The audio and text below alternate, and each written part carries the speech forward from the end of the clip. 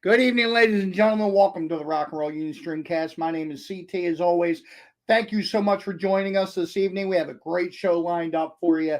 Real quick shout out to our sponsor, Rosenfeld Dental Associates, located at 1095 Inman Avenue in Edison, New Jersey. Go rock your smile with the Rock Doc. Dave Rosenfeld, nominated top dentist, one of the top dentists in Jersey for 2023. Also wanted to touch base, guys. This weekend, pretty much for the rest of July, we're going to be coming at you live Friday and Saturday night for the next 2 weeks, and then Saturday on that third week from the Landis Theater for Death Wish Coffee's Battle of the Bands. Guys, I'll be running backstage. I'll be talking to all the bands involved, all the organizers, and give you guys a behind-the-scenes look at what's going on. You guys will actually be able to vote, but the big deal is come out and hang with us there, man. Make it a party. This is all original music. Let's support them. There's a lot of young bands involved, and I really want to pass that torch on to those guys as well. So a lot of good stuff happening. We got some live shows coming up. And last week, we started talking about our lead-in to Jam on the Dam. This is my fourth time I'm seeing that event. Very excited for it. One of the highlights of the entire summer. We're talking live music all day, food trucks, swimming, boating, whatever you want to do. BYOB, which is another great thing. Rock and Roll Union Party Tent will be out there as well. But one of the bands that is actually going to be involved in the show, long-time band. They've been around for a long time in the South Jersey, Philadelphia music scene. Guys, please welcome Jailbreak. Guys, thank you so much for being with me this evening. Thank you. Yo. Yep. Hey. So, Sean, I'm going to immediately go to you. We'll get this started as far as the origins of the band are concerned. Now, you guys have been around for a long time. You're there in the very beginning. Band's been around for about 20 years. Am I right, Sean? Can you give us a little bit 20, of 20 plus, yeah. We actually started under the name the Kelly James Band. We had a open mic night, several open mic nights that me and Kelly James ran, one of the original founding members of the Dead End Kids. And we were doing several nights a week. We used to do a place called the Pirates Den in Gloucester, Spectators in Gloucester, Cousins Irish Pub in Westville, and the Irish Pub in Somerdale, the Pike Tavern. But we were playing something like 5 nights a week at one point. Wow. And eventually Al became a regular at the jam nights, and we all kind of had our own. I was in a band called Cold Sweat, which was a classic rock cover band, and we were playing it, and Kelly's like, we should start booking gigs on the weekend. We're as tight as a regular band now, from just playing the open mics. But at that point, he wanted to change the name. He didn't want his name to be, he never really wanted it the Kelly James Band. We just used that as an open mic. And we played a few shows under that name. And then eventually we tossed a few names around and it got decided on Jailbreak. Now, the original lineup was myself and Kelly on guitar, Dream from Whiskey Grin on drums, Al on vocals, and then Al's wife joined in with us on the backing vocals. And that's when we started playing under the name Jailbreak. And eventually throughout the years, Dream was with us several years, and he was having trouble at the time, his current living situation, and he was down to one vehicle between him and his girl and trying to get back and forth to rehearsals. And then we wound up with our second drummer. It was Pat Pasquale, and he was with us for many years. And now Mike. Mike came into the band. We auditioned probably about 6 or 7 drummers, and he got the vote, you know. And as far as bass players, John Quarter, who passed away, was the original bass player. Of course, you know, Kelly passed in 2015. Yep.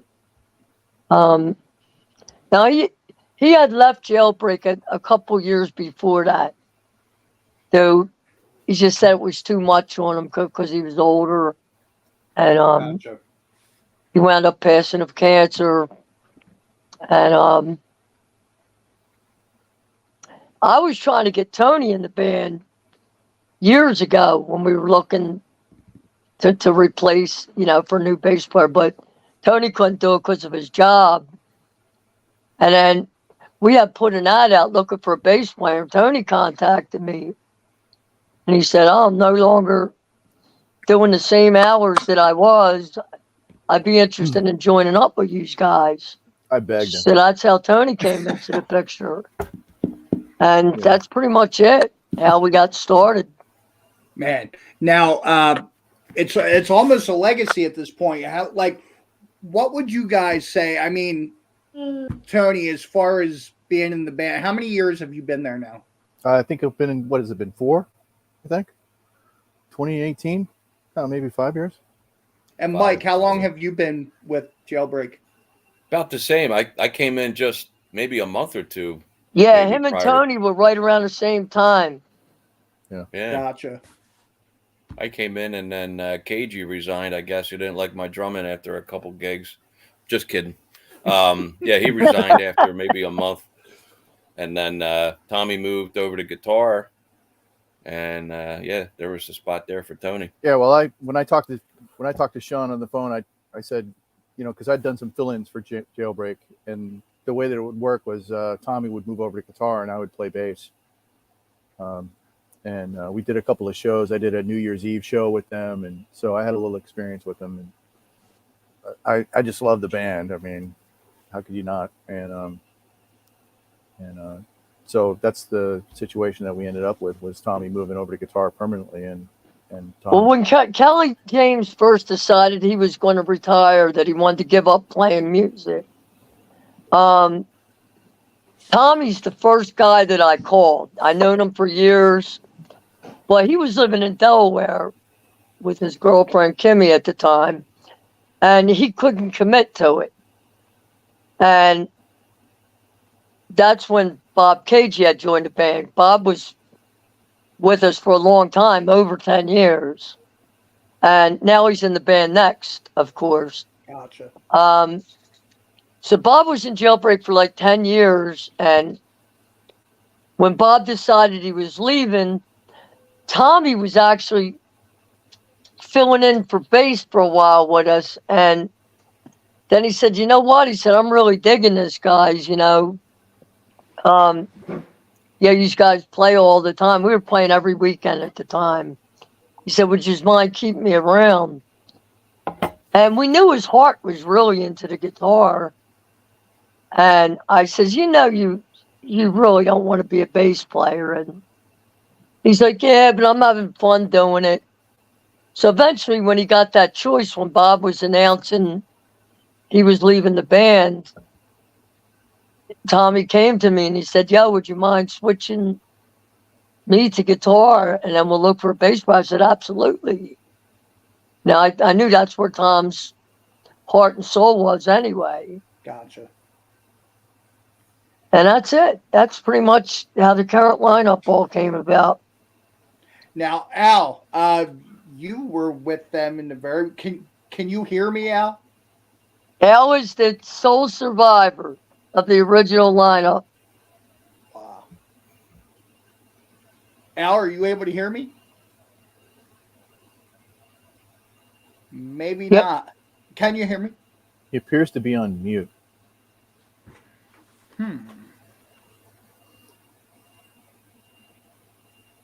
Anyway, let's Tony and Mike, with as far as the music is concerned, is the catalog still constantly changing, or do you guys have your set playbook?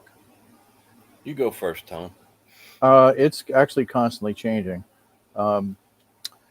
We added a new member recently. That's Rob Zucci, with Sean being out, and Rob's brought a whole different level to the band. We're a little more vocal, a little more complex vocally, and he brought some keys into the mix, and so Nice. that's been a nice little change. So we are definitely a different band than we were maybe 6 months ago. So we're heading down that route right now. And then, Now, what kind of music are you adding? What are some of your favorite new ones that you guys are putting in the mix? we're doing an Eagles song, which is vocally kind of tough. We're doing a Joe Walsh song now. I think In the City we're doing.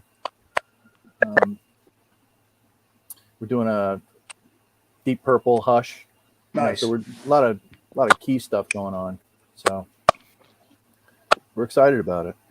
It's kind of fun. Yeah, a lot of the older songs always were written with keys, whether piano or Right. synthesizer or whatever. So, having Sean and Tommy playing two guitar parts, we got away with it. But having the song played with the keys, the way it was written, really adds another dimension to it. So not only are we able to do newer songs that were heavily reliant on keys, but some of the older stuff, Whipping Post and, stuff like that, sounds a lot different, just a different spin on an old classic for some of the stuff that we've been doing for a while.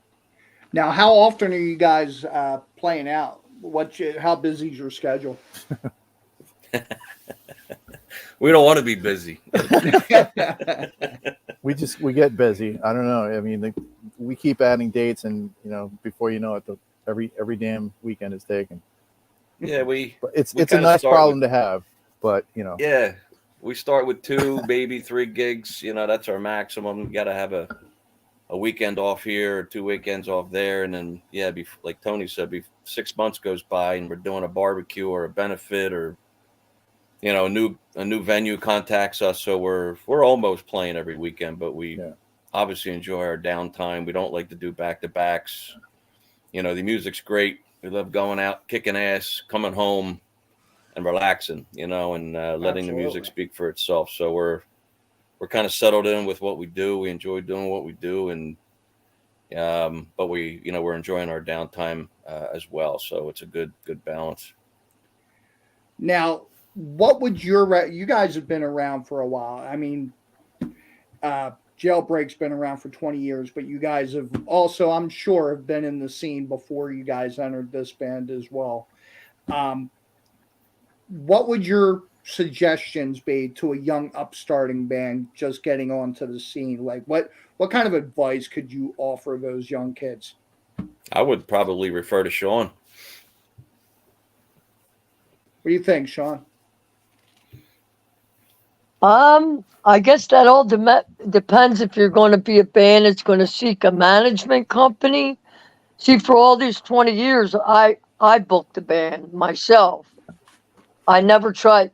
There were certain rooms like the Roadhouse and initially Hot Shots in the beginning where I had to go through Anderson Entertainment, who was also doing Tom and Jerry's and some of the bigger rooms at the time. But I pretty much tried to stay with doing it myself to kind of cut out the middleman. But if you're looking to work, like for instance, the band Fat Mez, I can remember Billy, the guitar player, coming into our open mic nights. His dad would bring him in when he was a little kid. And I seen him playing, since he's pretty much started out. And now he's like one of the top guitar players on the scene, and then with Anthony Baker, and they're working like 6-7 nights a week. Yeah. So I guess it all depends on how seriously you want to take it. I don't know. I know they are starting to mix originals in. Of course, with a cover band, most people do it to make the money, because everybody knows I played in original bands my whole life leading up to this. But it wasn't about the money. We would play anywhere, anytime, and eventually we started working like kind of Whiskey Grin does. Whiskey Grin does covers, but they mix their own material in with it. Right. So they can go in and get some money for all their hard work, So I guess it all depends on what, if they're looking to make it, of course, they're going to have to be an original band. But it seems like that's the way to go about it nowadays. Just mixing them together. You can make a little bit of money for yourself while you're at it. And it's not what it used to be as far as, music in general really isn't. But as far as the scene is concerned and management and things along, the money's not what it used to be. Oh, hell no. No way. It's definitely not what it used to be. And now, as far as you guys being would you guys, I guess you guys are considered the new guys, even though you've been there for 4 years now. Somebody's saying hello from Facebook. But now, as far as your upcoming schedule, one of those dates is Jam on the Dam. I'm really excited to see you guys play that. How'd you guys get involved with that? I could probably speak to that. The founder, I guess, the original, his name escapes me at the moment. Actually was reaching out to him today for the address, but I guess, how long has it been? Maybe, has it been 10 years or has it been 8 years? I want to say this is the 5th year that they've done it. Is it 5? Seems longer. He reached out to us directly through our Facebook page, and we seem to be doing more and more charity work, which is, makes me happy. But I think the band also realizes that, like Sean said, it's not always about the money. We're playing one set here or a reduced rate for, an all-day benefit. We're there, to do what we have to do. And after he reached out to me and really described what the situation was and what the background to the cause was with the eagles and the endangered species and draining of the lakes and, the whole environmental story behind how this benefit was created, it was obviously a no-brainer for us. So he reached out to us directly, and it's kind of cool because we've seen that in the past 5 years, other bands taking part in that, and kind of happy that we're part of it this year. We're all about trying to do different things and help different people. So for us, this will be a different experience, which is cool. I will say it is a family-like environment, which is great. Even like camaraderie speaking, amongst the bands, amongst everybody involved. And it is one of the highlights of the summer. Now, to shift gears from that, and I'm going to ask you guys, Sean, I'm sure you got a million of them. Have you guys ever played in a place where you felt that the show wasn't going over so well, or it was the wrong crowd? Not really. We've never had a show where we got booed off or anything. Roadhouse, right? No. I'm just saying, was there ever a time where like you guys got bored of playing, or you just were not into the situation? Yeah, well, that Roadhouse gig, there was a Flyers game on that night or something like that, and the bass player at the time who was playing with us, Dave Daniels, he had went out and he bought this monstrous PA system. He bought like a $6,000 trailer to haul around in, and he came in and The first thing the guy's saying is, you guys got to keep it down in here. And he's up there, 1, 2, 1, 2, doing the whole thing. And then it was pretty much like our first and last show there, like, because of the volume and all the PA issues. Gotcha. But really, that's the only thing I can think of, Well, Sean, let me ask you, past, future, present, what are some of your, or some have been some of your favorite spots for live music in South Jersey or Philly or the surrounding areas? Well, of course, for 10 years, it was Hot Shots. That was our home base.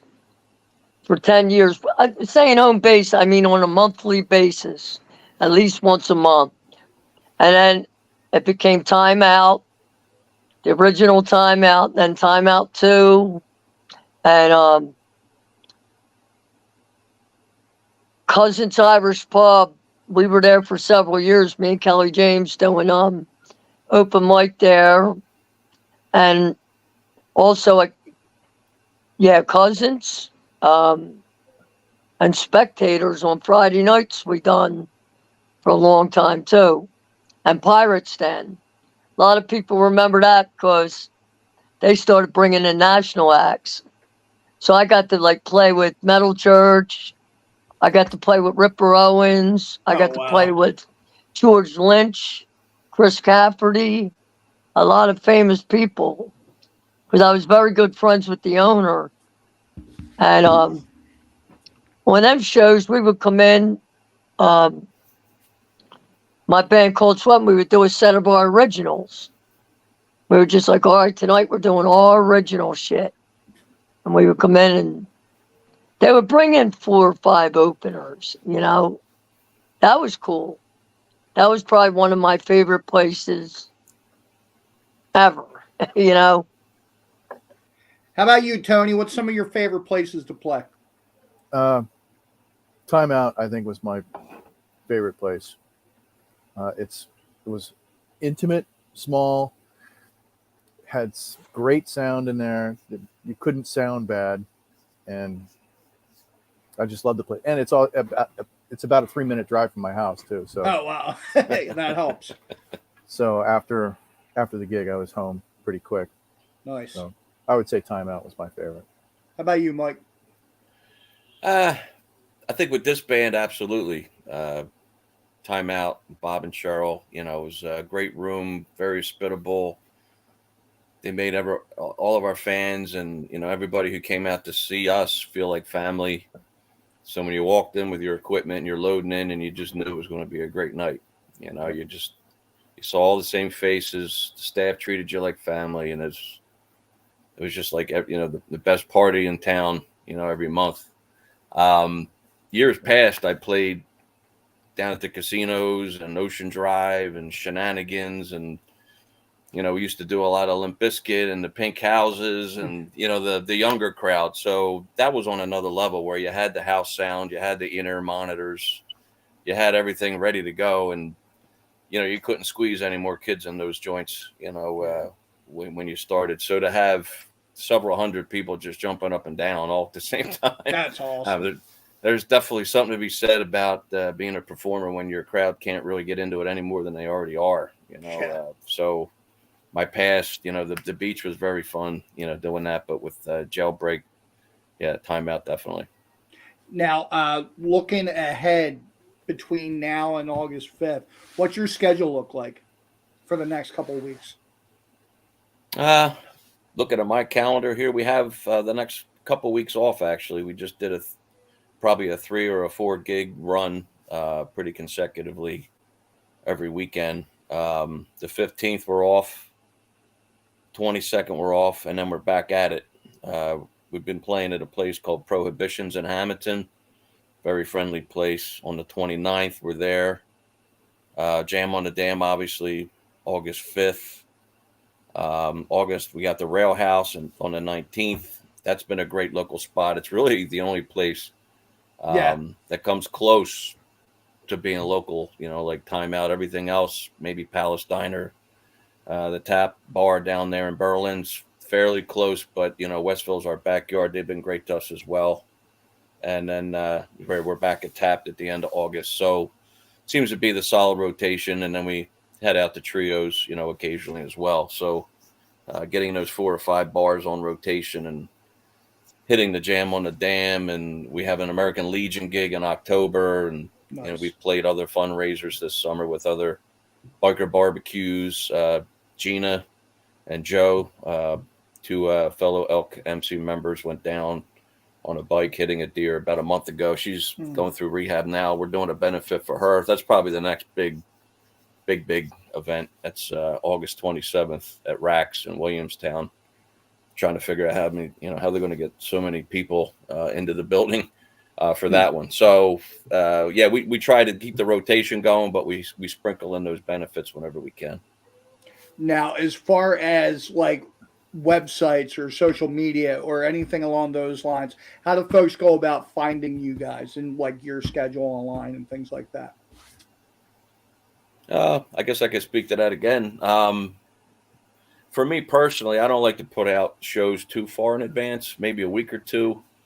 I don't like to confuse people. Like, they ended up at one bar this week instead of the bar we're really playing at because they thought it was this week. But we really, probably me, I'm looking at the mirror now. I should probably put out more of a forecast, for the next 3 months, occasionally every quarter, just to let them know where we are and where we're going to be. But the events we put out, or at least put out at least a week in advance through our Jailbreak the Band page. So if you like our page, you're going to get notifications, on a Sunday night or a Monday that we're playing that Saturday somewhere, maybe 2 weeks later, not too far in advance. But probably work on putting out a more thorough schedule, occasionally. Gotcha. My last question for you guys. Out of anything that you guys have done up until this point, what would you say your favorite point or one of your best memories of Jailbreak is? Sean, we'll start with you since you have the longest tenure. Wow, that's a hard one to answer there. I really couldn't say one particular show.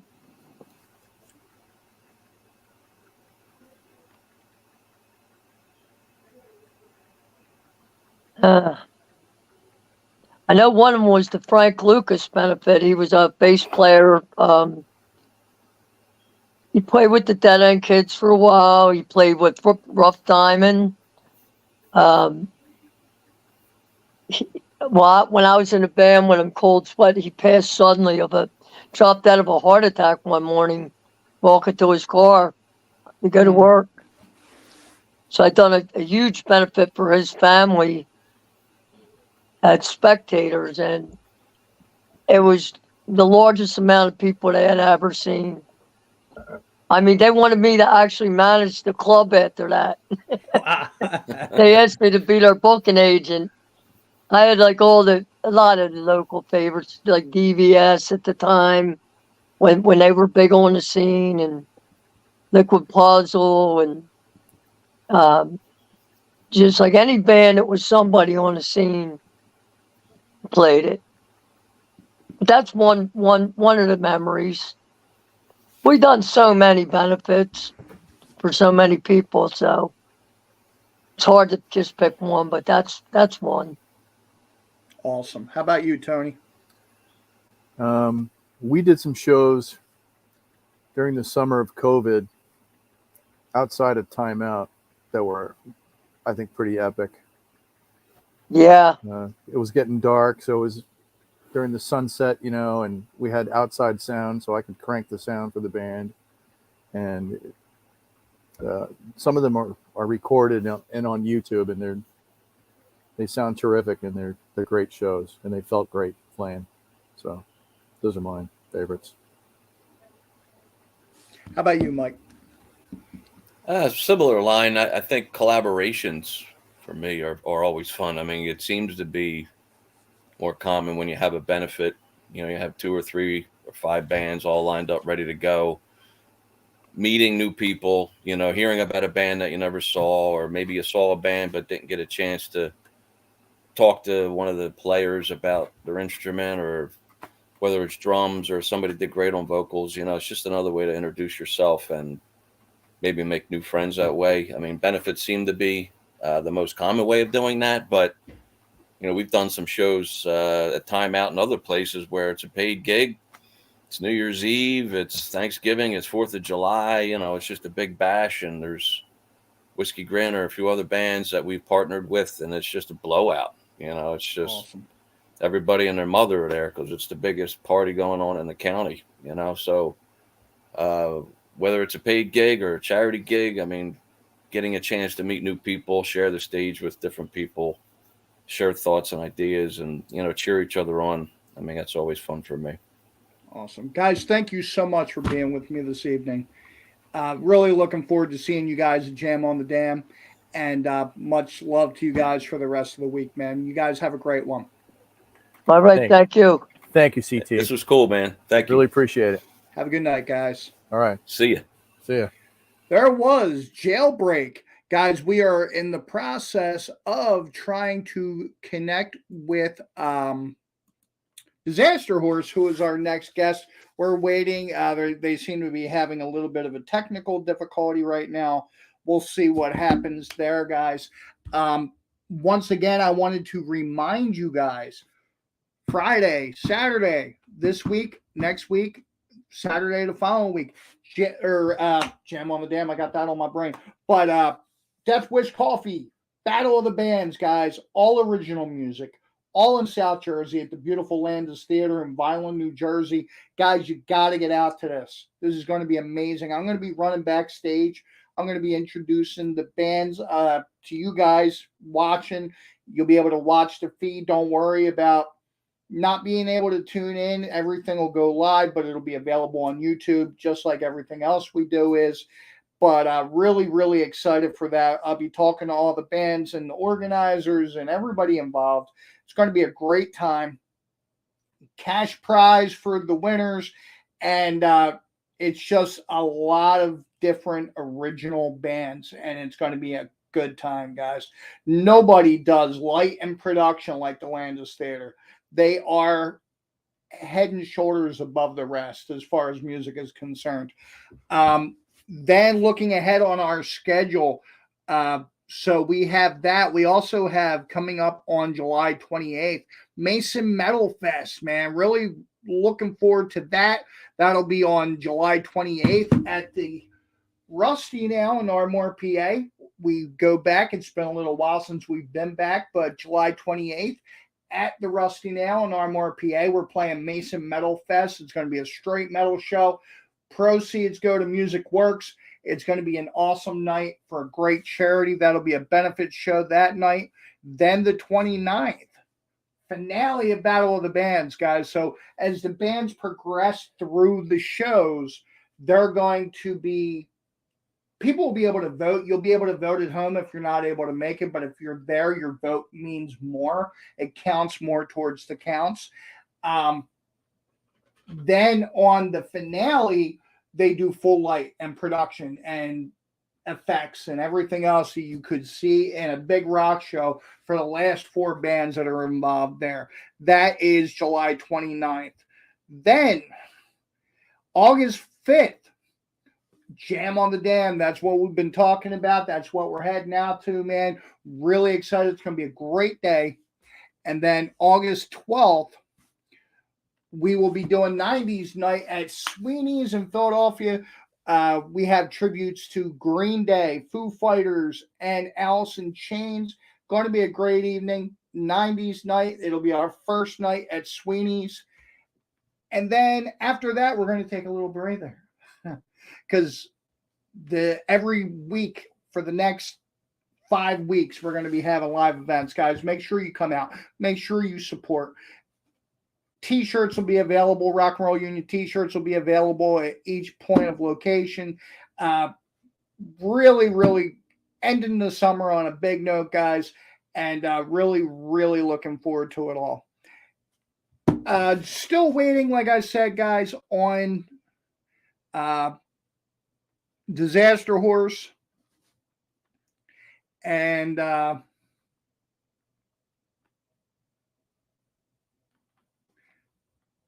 just waiting on those guys.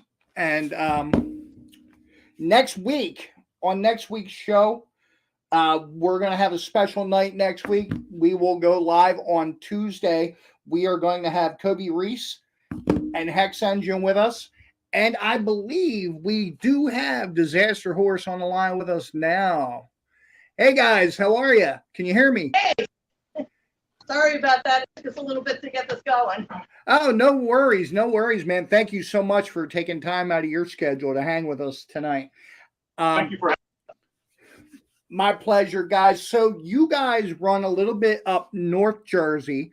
Tell me about the area. Now, I'm from South Jersey. Most of the stuff that I see is from this part of the state. Tell me how things are up in that area. In what way? I mean, as far as the music scene is concerned, as far as people coming out to shows, that kind of thing, maybe venues or bars that are good to check out up north. Well, one of our favorite venues is Jefferson House. They're right on the lake. They get a lot of summer traffic, including right on the lake. People drive up on their boats, which is pretty awesome. Nice. We play at Adams Beer Garden, which is another place in Rockaway. Nice little place with a cigar deck, which luckily the door is closed so we're not breathing in the smoke, but that is a great place. What do you guys think? Other places? There's a lot of competition. the music scene. It gets a little more busy as you get closer to New York City, of course. Gotcha.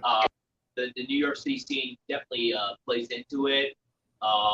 We're based more in Northwest New Jersey, so we're trying to break into that. But I don't know what it's like in South Jersey, but a lot of the clubs, you know, you get your regular groups these guys have, and they get in that easy rotation. It's like, okay, I got these guys this week, I got these guys this week.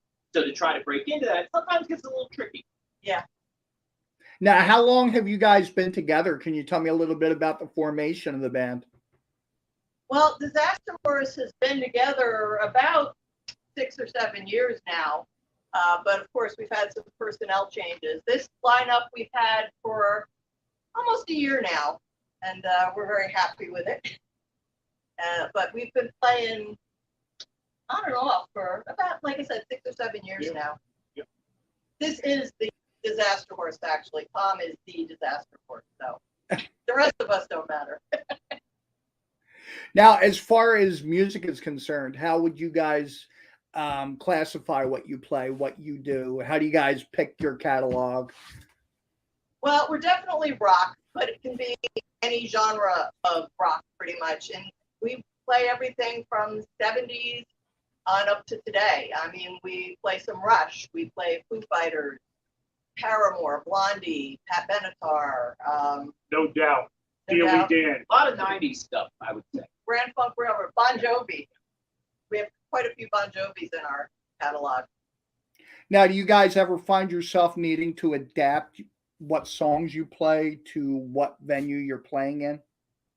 Yeah, there are some that definitely lean more towards the older classic rock, but I've also learned not to count on that, because there are times we've been at places where we think it's a classic rock crowd and we play something newer, and you'll see some, 70-year-old woman singing the words to every song. So we try not to pigeonhole anybody. We try to put a little something for everyone in our set.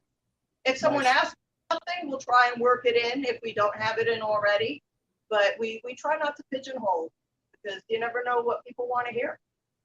Now, how with what you guys do as far as your catalog is concerned, how often would you guys say that you update that playlist? We're always adding new songs. No two shows are ever the same. Right now, we've probably got about 60 or 70 songs in our catalog. Nice. But we're always, we hear something new that we like, that we think will go over well, we'll add it in.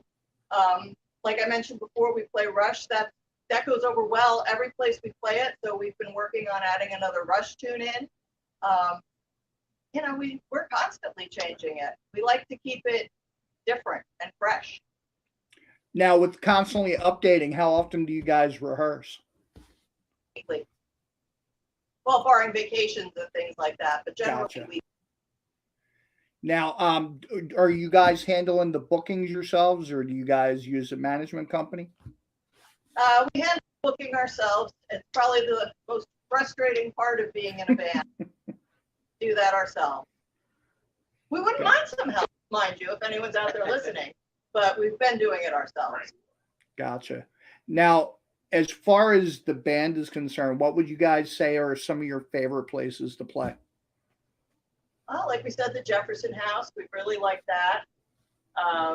Well, we've liked almost every venue we play, and I think no matter what, we always, I think the crowd enjoys everything.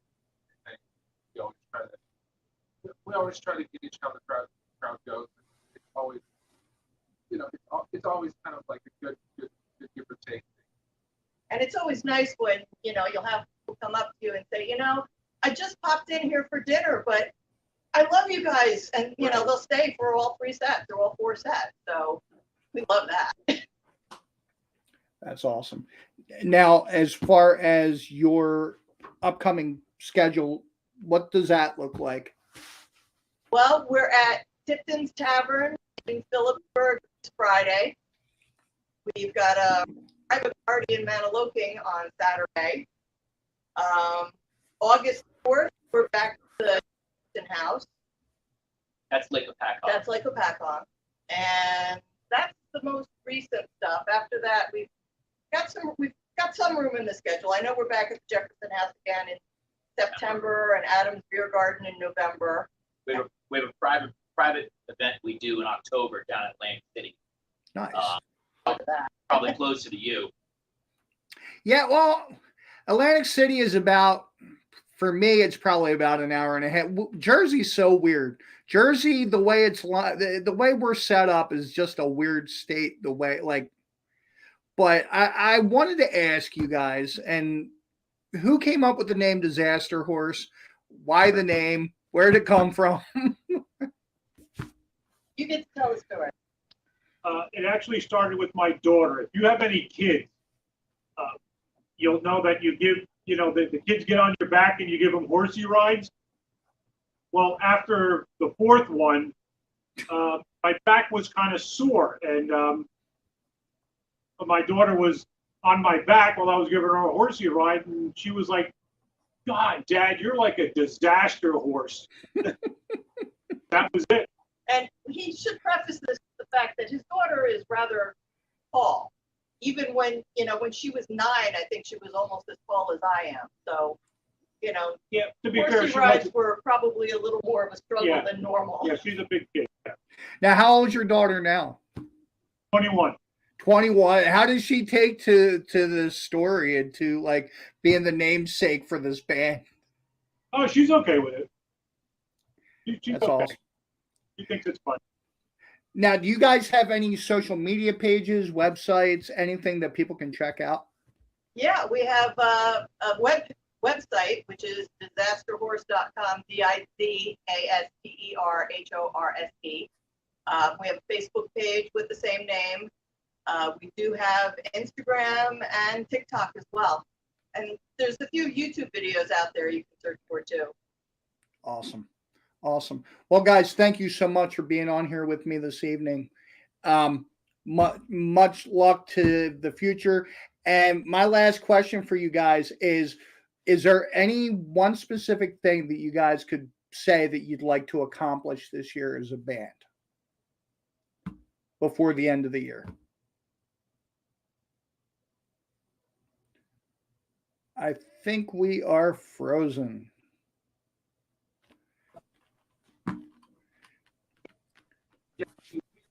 I think great, and I think, and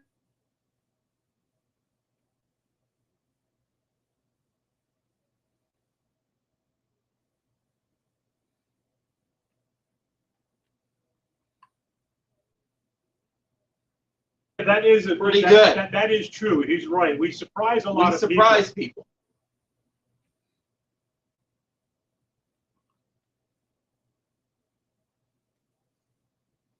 Trying to let this go, guys. The technical, it's been an evening of technical faux pas all the way around.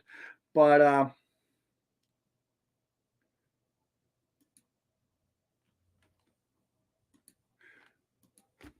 that was Dizaster Horse. Let's see if we can bring them back on. Are you guys with me? We just Yeah, kind of went through a technical glitch. I'm not sure if you heard the question. You guys probably answered it, and we didn't get it on this end. Was your goal for the year? Oh, wow. I'll tell you what I'd like to see is, with each show you start seeing new people, Right. Who like the band. I would love to go to have like 3 shows in a row where I see, some of the same fans. To finally get what the clubs are asking for, which is that following. Yeah. They're always asking for that following. How big is the following? And of course, you don't know when you play different places all the time. Right. But if you see the same people over and over again, I think that that's definitely an accomplishment. I think for anybody, it gets you kind of jacked up to play again. Yeah, we have people who love us. We want to see them come back. Yeah, absolutely. Guys, thank you so much for being with us this evening. And please post anything Dizaster Horse on the Rock and Roll Union Facebook page. Please, we want to keep up to date with you guys. And guys, thank you so much. Have a great rest of your evening. Thank you very much. Thank you Same to very you. much. Have a good night. Guys, there was Dizaster Horse. Sorry about the little technical faux pas. It's been an evening, guys. We go through this sometimes. Thank you for hanging on. Thanks for watching. Thanks for all that. Guys, like I said, we have a full schedule in the next 5 weeks. I'll be rocking with you. Rock and Roll Union will be out in full force. Really, really looking forward to it. And like I said, make sure you come out, you hang out at the Landis Theater this coming Friday night. Tickets are $10. $10 for 6 bands. You can't beat that. $10 for 6 bands. You get to decide who goes on to the next round. You get to decide who is the winner of the Death Wish Coffee Battle of the Bands. And hopefully this will turn into an annual thing because the local original scene really needs it. So guys, like I said, next week we'll be here on Tuesday night. Special night. We won't be here on Wednesday. We'll be here on Tuesday with Hex Engine and Kobe Reese. And until next time, don't just leave it better. Have a great week, everybody.